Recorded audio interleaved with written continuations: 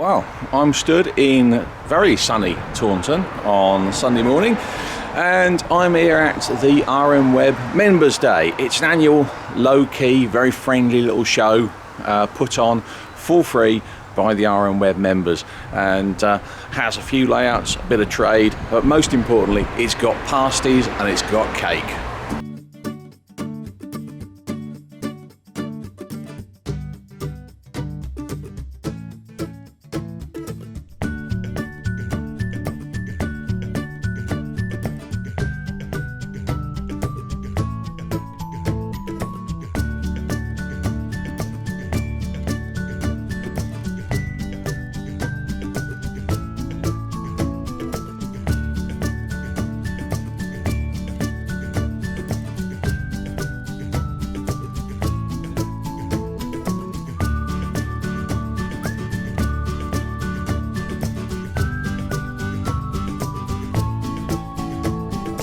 Well, I'm here with the main man behind the RMweb Members Day, and it's Stu. You basically put this event together now, don't you? It's more of a team effort. It really is a team effort. I mean, someone looks after the catering, someone looks after the insurance, someone hires the hall. All I do really is chivvy people along. And you chivvy quite a lot of people along here. I mean, yeah. How do you pick the layouts? Or do you pick the layouts? Often people will offer to bring a layout, but they're usually ones I see on RMweb, and I feel, that's one I've not seen before, I'd like to bring it along. So a good example of that one is Jams over there, the Sandy Shores one. Not seen that before, but it's a superb little layout. It's an amazing little layout. I mean, it's by far, without being rude, it's by my far my favourite layout at this event. It's just the one I'd really love to build, and there isn't a bad layout here. That's the thing. Is every layout is really good. So I mean, essentially, you're a little bit picking these blind, or at least via RMweb. Yeah, but you've got people like Rob Gunstone with his Bleat this time. We've seen Mutton, we've seen Sheep Lane. They're good. Brian Rowley with Rosamond Street, and then one behind us here. Alex is Upwell Drug. They're all quality layouts that I hadn't seen here before. So I thought, invite them along. They can only say no. Don't say yes. And I think one of the things about this is they're all mates, effectively. Yes. Via RMweb, they're all friends. Yeah. And we all chat with each other. Yeah. And I think that's what makes the event very different. Yeah. I mean, my little effort here isn't anywhere near as good as the rest, I don't think, but it has a little quirks. But they're all quite quirks good. Is what we want. Nobody's expecting to see a big roundy mainline thing with 4 tracks, are they? Not in here. No. Not in here. No. I mean, okay. You say it's a team effort. I mean, how long does it take to put this together? I mean, presumably, are you starting work on next year's? Yes. Yes, I've already started. I've got 4 or 5 layouts booked for next year already. I've got a new trader coming for next year, one who's not been before. So it doesn't take long to do overall. It's just making sure that you contact people in the right time. Usually by January I start contacting people via PMs, saying, are you coming? Are you still coming? What do you need? What can I do for you? Mostly people are saying, yeah, it's great. I can make it. Other people say, oh no, something's coming up. It's like any other show. You just try and get people to come along if they can. I say there's certainly, plenty of people through the door today, and they all seem to have enjoyed themselves. Yes. There's plenty of pasties and cake. I know you're not responsible for pasties and cake. That is some excellence. Excellent people bring those things, but yeah. So something good for. So really something for everybody. And I certainly encourage people to come along because it is so different from a normal show. Yes. Very much more meeting of mates, I think. Yes. A lot more chatting. Yes. Yeah. Much like RMweb then. Very much so. Yeah.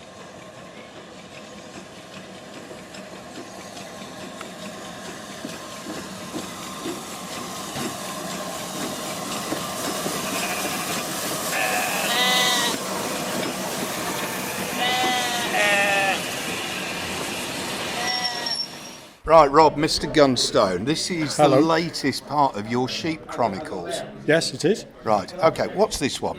This is Bleat Wharf, Bleat Wharf. Okay, Yeah. Inspired by? Highbridge, Somerset and Dorset, Yeah. around about 1950s. John Betterman did a film back in the 1960s. Yeah. branch line railway, I think it was. That's right. And that's sowed the seed really. Yeah. Okay, it's a lovely scene. It's very simple, straightforward in terms of the track plan that you've actually got there. Yeah. And also the scene itself is simple and understated, but very, very effective. So what are your top tips for this sort of finish that you've got here? Oh my goodness. As you say, keep it simple. Look at the height of the buildings so they don't overpower the scene. And don't rush to site your buildings. Yeah. Put them on the layout. Be ready to take them away. Put them back. And then you work out the scene and what works. Yeah. I tend to keep things like lamps, try to place them so they draw attention to a particular area. Yeah. And don't be afraid to have wide open spaces. Yeah. And you've got that spaciousness there. First of all, how did you do your concrete hard standing? That's DAS clay, Yeah. laid onto a bed of PVA, Yeah. so it actually bonds to the board. And then I roll it out using a small rolling pin, Right. courtesy of my daughter. Yeah. Once that's dry, then I scribe the sort of sections, Yeah. and then spray it first of all with a couple of different colours of grey, if Yeah. that makes sense, a couple of tones of grey, and then add weathering powders to try to get the look of concrete. Yeah. And you've got that nice tonal variation there, but here in the centre that we can see some stonework or cobbles Yeah. that were underneath the concrete originally. Yeah, that was I guess a natural sort of depression in the DAS, Yeah. which I smoothed out and then scribed into the stonework, Right. to give the appearance where the concrete is perhaps eroded over the top of the sets or stones. Yeah. But also your buildings, which are ready-to-plonk buildings that you've Yeah. introduced into it, you've given a variety of paint finishes and additional weather into those too, haven't you? Yes, all done with powders. I mean, the woodwork was painted, obviously using enamels, I think, and then the whole building was then toned down with dark earth umbral powder or smoke umbral powder, Yeah. basically to do away with the brightness and try and match the rest of the scenery. And it matches your stock as well, because you do some nice weathering effects on all of your wagons and locos too. Thank you. And you've got a really nice sheen on the boilers of the locos as well. Yeah, again, it's all done with powders. I don't have an airbrush. Right. The only thing or paint I'll add is perhaps some acrylic aerosol spray, Okay. dark earth to the underframe, and then powders over the top of that. Right, okay. And I know a few people have commented obviously about your grass and wildflowers that you've got there. You've got a good density of static grass that you've built up the layers. How did you go about that? Layer of PVA, Yeah, 2 mil static grass to Yeah. start, and then use layering spray yeah, to add 4 mil static grass, right. and then I add flock or leaves using hairspray, Yeah. or drop it direct onto the layering spray. Because in your wildflower meadow over there, you've got a lot of variety of colours in there. Yes, How did you do those? they were just flock, various colours flock, just added until it looked Yeah. right. Yeah, I reserve judgment. I might be removing some, yeah. but we'll see. I suppose you change them as the seasons go anyway, Yes, can't you? Yeah, absolutely. I'm not a gardener, but it seems to look right. Yeah. I mean, what I'm trying to do is give an impression of a bit of a caricature of Somerset in the summer in the 1950s. Yeah. Because the sun always shone back then, didn't it? Of course, yeah. Now, we've had a bit of mutton from you. Now we've got some bleed. Yes. What else is on the menu? Well, I'm toying with the idea of either the terminus for Yeah. the Lamb Regis branch, which would be Lamb Regis, Right. and obviously Mutton's the intermediate station, or possibly there might be a little bit of a Midland foray, suburb of Bristol, and that'll be Ramsbottom Lane. All right, okay, yeah, good.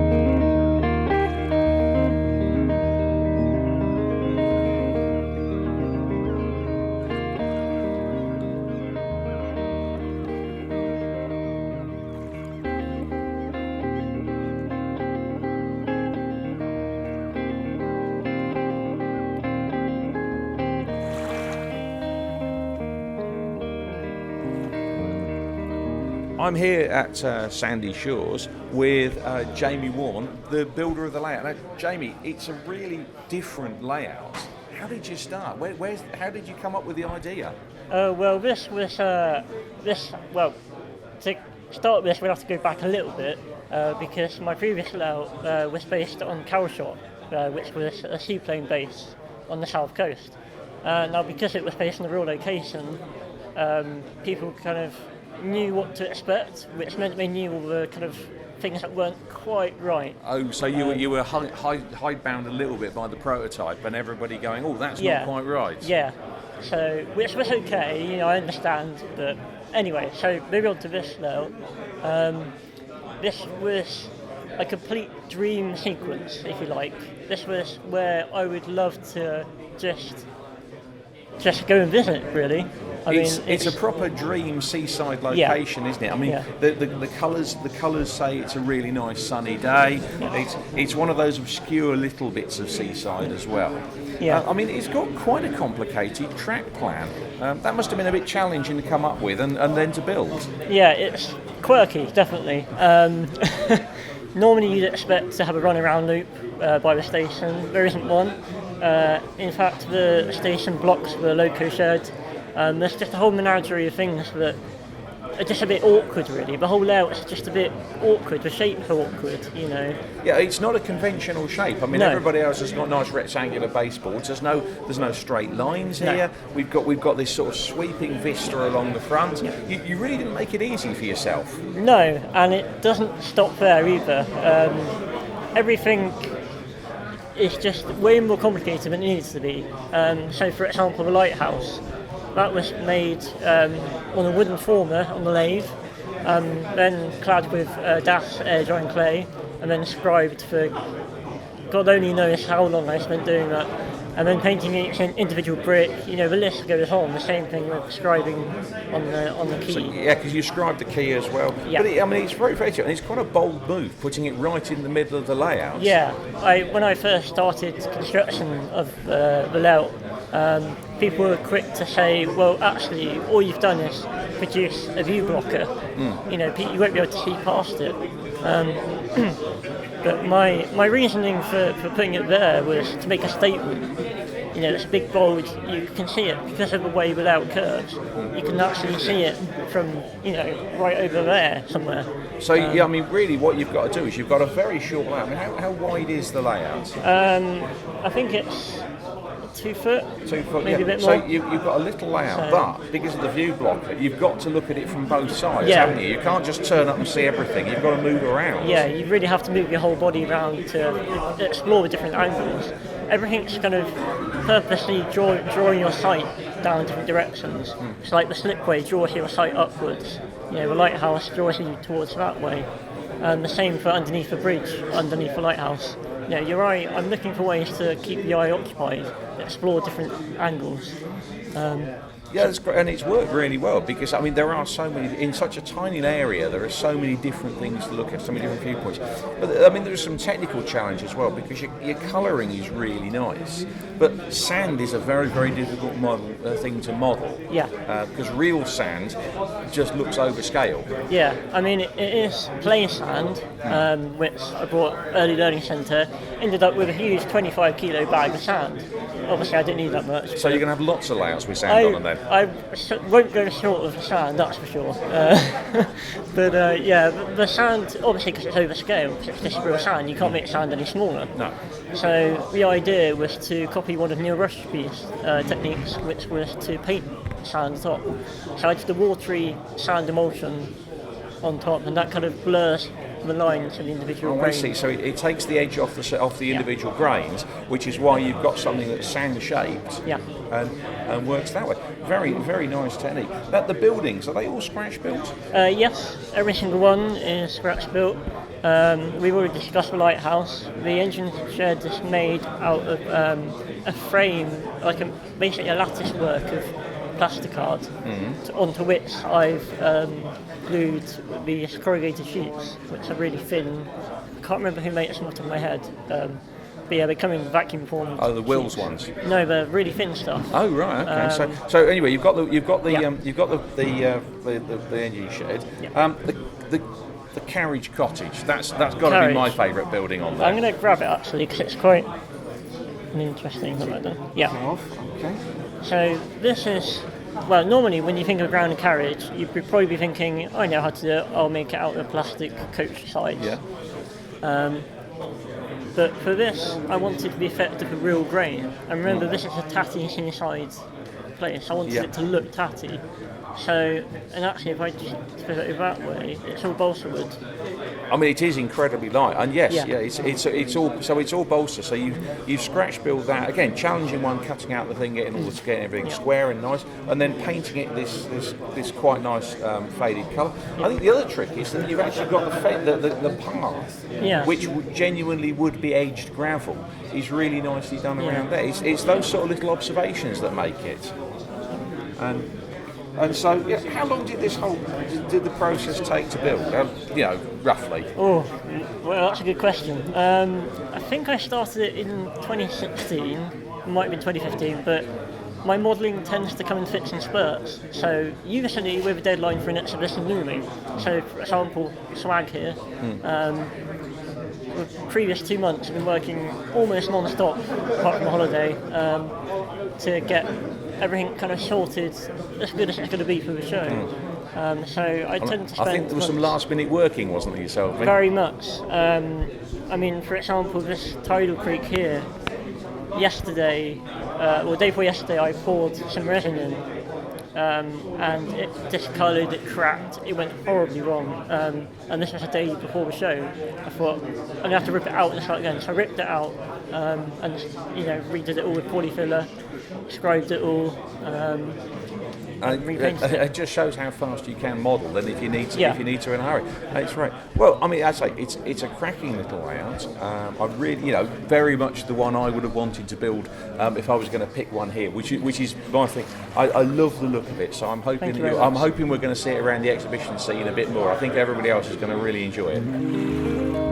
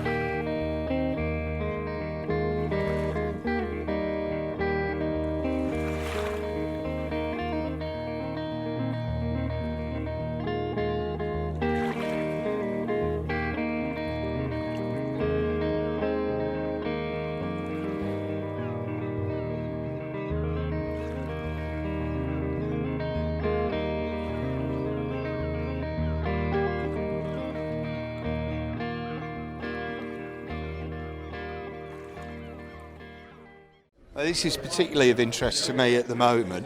Arthur Ormrod, his model of Pomona Steelworks. Now, you've been here at the Members' Day over the years with your Staple Grove module, but this is obviously a work in progress that you've got as part of a steelworks. That's right, yeah.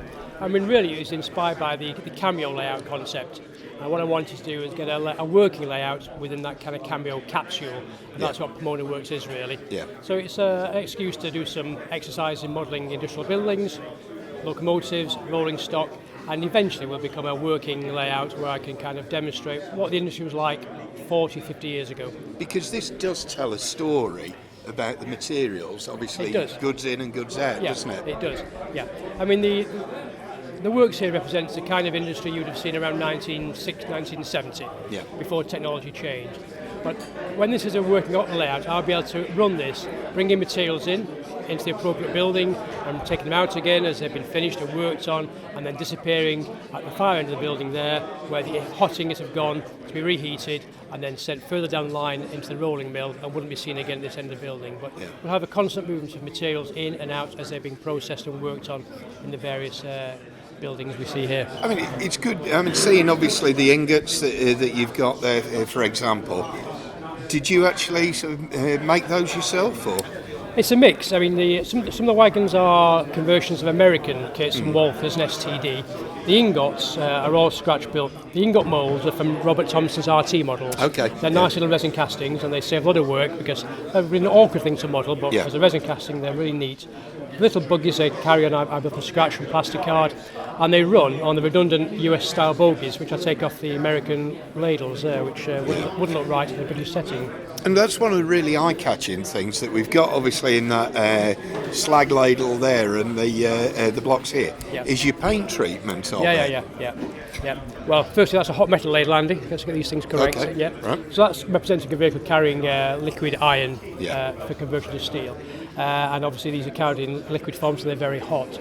It's just a paint effect. It's essentially a white base, then using a bright yellow or a kind of taxi yellow as a base coat on top of that, and then using a fluorescent orange swirled around the edge to give that kind of glowing effect. Then a few bits of black cinder thrown on top to give the effect of bits of slag floating there. It just seems to work really well. It's just one of those effects you try and you think, that's actually come out pretty well. Which it has. And at the back of the scene, that you've got this elevated track section.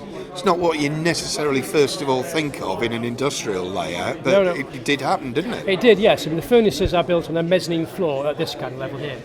And so the scrap which those wagons would carry needs to be brought up to that furnace level so they can be charged into the furnace. And there are two ways of getting it to that level. One was an incline like this, so the wagons are loaded and pushed up the incline direct onto the mezzanine floor, the charging floor, or on some plants it was brought in at ground level and then raised by crane at the back. But here I've chosen the incline because it adds that bit of extra interest, that third dimension for the railway lines. But it is prototypical, yeah. But also you've always got a nice collection of industrial locos as well, whether it be ready to run, obviously with a bit of refinishing and then obviously some kit built locos as well. Yeah. I mean there are three on here. There's a Hornby Pickett at the back which has been repainted, Hornby Sentinel there repainted. This is a Yorkshire engine company Janus. This is actually a Judith Edge kit. They are available from Oxford as ready to run, but that's a Judith Edge kit, and Judith Edge, Mike Edge makes some really nice kits, the industrial modeler. Very nice edge kits, probably amongst the best edge kits you've ever come across in terms of quality and ease of construction. But also, a year or so ago, you did a really, really useful book as well, Modelling Heavy Industry. I did. Thanks for mentioning that. That's good of you. I did. I was, I guess, through RMweb, my work on this kind of thing became known, and a Crowwood Press was looking to get someone to write a book on that topic, modelling heavy industry. And my name was put forward. Long story short, I signed a commission contract, and that was it basically. Because you've got a long background in the steel industry yourself. I worked in it many years ago, yes, which created my interest, and I've built up a vast library. I mean, it probably no exaggeration to say it's probably the biggest private library in the industry in the country. Or at least I wouldn't be surprised if that were the case. Obviously, it is quite a niche interest. So I've got a very large library, a long time interest, and I've just built up a lot of information over many years, really. So you've been a great help to people on RMweb over the years for information on steel industry, certainly. Well, I'd like to think so. I'm always happy to help if people have requests for information. I've got a library, as I say, so I can find things out quite readily. And plus, because I've read so much, I've got a lot of junk in my head, which I can pull forth at request often.